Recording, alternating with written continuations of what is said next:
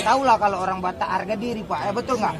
Jadi kelaparan lah, jumpa sama kawan becak. Jadi tuh kawannya ini lagi sakit pinggang Pak, gara-gara banyak duduk di becak, udah kau tariklah becak. Di Amplas ini kejadiannya Pak. Jadi ada ibu-ibu, Bang becak ke diski, saking malu dia bilang nggak tahu jalan. Oke, kasih tahu jalannya ya. Oke, dikasih tahu. Belok kanan, dop. Belok kiri, banyak kali nih belokan, Bu. Kok nggak sampai-sampai? Bentar lagi, 5 belokan lagi baru kita sampai. Udah sampai lah diski. Dibayar ongkos 50.000. Menangis tukang becak nih. Menangis. Ditambah 25.000 lagi.